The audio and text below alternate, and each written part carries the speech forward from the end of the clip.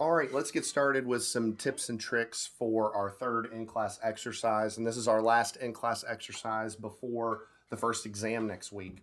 Just a quick couple things on announcements. So I'm going to be working today on updating the attendance from Monday and Wednesday, so that'll be updated by the end of this week. The assignment for week 4, I have here that it's being graded. I believe that my TAs are largely complete or I've largely finished grading it. If not, it should be done by tomorrow. And then the assignment for this week is obviously due Monday at 5 p.m. Don't forget, on Monday, we will review for the exam, and then we will have our exam on Wednesday, February 19th. I'll also say this. I said in class that we were going to have our help sessions in 3235. And I guess I just must have had a mental block on Wednesday because of our February break. So I don't expect anybody to be on campus. I think what I might do is set up a Teams link and send it out to everybody so that if anybody wants to join remotely, they can share their screen and we can work through any issues you may be having as you're working through this assignment. However, I also want to go through a couple things in this video and go through some of the common issues and questions that arose during the in-class exercise on Wednesday. So I'll go back to the slides for the in-class exercise just to go through a couple things. So I had mentioned this in class, but for the wrench, I think that the best way of doing that is to create the two circles, like create the circle here and the circle there, and then create the two top and bottom lines that sort of serve as the outer boundaries of the wrench, and then use the trim command to sort of get rid of all of the excess to where all you're left with is just this circle and these flat edges.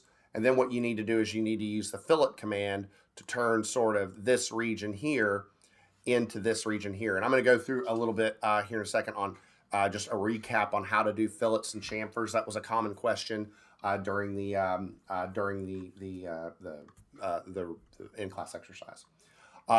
Keep in mind that these objects are a little more challenging, but again, the idea is you now have more tools at your disposal. So don't be afraid to experiment and use different means of generating some of these objects. So particularly for the object on the top left, I noticed a lot of people that were using offsets and copies and trims, but we're also using the mirror command to generate that pattern, and that's really impressive. Again, you want to try and you want to try different ways of assessing that. Keep in mind, you can always draw objects in some sort of arbitrary location and then move them where they need to go. I did that for a couple of objects when I was preparing my solution. You can also rotate an object once it's finished. I found that to be the most optimal way to do the stop sign. So with that, let me just go ahead and pull up the whatchamacallit. So this is the sorry, back about here. So this is the solution here for the drawing. One thing that I should mention right off the bat is if you notice here, my command line is gone. If you hit Control 9.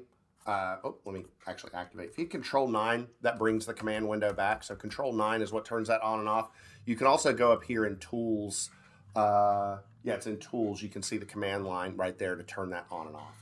So yes, if you close that, just do that. There was also a couple people in the past that I don't know if it was this week or maybe it was last week, but if you type the ribbon command, if you happen to get rid of your ribbon, you can type the word ribbon, and then all these commands up here will reappear. Okay, excuse me. So let's go through a couple things. First off, I think one of the most common mistakes I saw is that the objects need to be on the appropriate layer. So for example, everything here associated with the title block needs to be on the cyan title block layer, okay? I noticed that as people were creating this, that like, for example, this outer boundary might be on the 0 layer. Again, you can always highlight an object and then just go up here, change its layer. Pretty straightforward, but if you need to create an object and then change its layer later, you can do that. So for example, I think when I was preparing this solution, I had created all of my hatches, and they were originally created on the 0 layer. So again, like for example, if you've created a hatch, you can see up here on the top, there's the hatch editor, but you can always go to the home tab and just change that to the hatch layer. Then hit escape, and I'll do the same thing for this one. So select it, go back to the home tab, change that to the hatch layer. Okay, so that should be pretty easy. All right, let's see what else. Okay, one thing that's worth mentioning, and I have this right here. If you notice, I haven't filleted this because I kind of wanted to go through the exercise. So for the fillet command, okay, fillet, not fillet, fillet. Okay, so I think one of the big pieces of advice I would give everybody when you're doing this, really make sure and read the command line. So for example, the command line says select first object or, and then there's a series of options. So what I can do is change the radius from 0 to 0.75, and now we start getting our fillets. And I think that there was a lot of you that were doing this, and like you would run the fillet command or you would run the chamfer command, and it wouldn't do anything. So for example, if I have, let's just say I have a line like this and a line like this, and I run chamfer, okay? If you don't change the distances right here, distance 1 and distance 2. So by default, when you run the chamfer command, the distances are 0, okay? So if I run the chamfer command and I haven't changed the distances, what happens is you click the line, and then nothing happens. And it probably seems a little frustrating, but you have to edit the distances. So if I run the chamfer command and I use a distance of, let's say, 0.5 and 0.5, then when I click, now I get the beveled edge that I'm interested in. So just worth mentioning there. For this pattern here, there's a number of different ways of doing it. I think what I ended up doing was used a combination of offsets, trims, and mirrors. But I noticed, students were using the copy command, students were using the trim command, extend commands. Whatever is the easiest way of doing it. You can also draw this pattern wherever you want and then move it to its precise location. Whatever makes sense for you. For the stop sign, I think the way that I would recommend it is to draw the outer boundary first, then put the text in, then chamfer it, then rotate it, then put it where it needs to be. But the rotation should really be one of the last things that you do. So you should sort of draw the stop sign upright and whatnot. Now, speaking of, one of the other things that I noticed that was an issue was creating text. There were some students that were having issues formatting it appropriately. And again, my answer to that would be make sure that you're paying attention to what the command is asking for, okay? So for example, let's just put, I don't know, like a box right here. And let's say I want to create some centered text in this box. So I run mtext, and then when I click the first corner, look at the command bar. It says select first corner or specify first corner. Now before I click the second corner, I can pick the second corner, but it's also asking me for a lot of different options.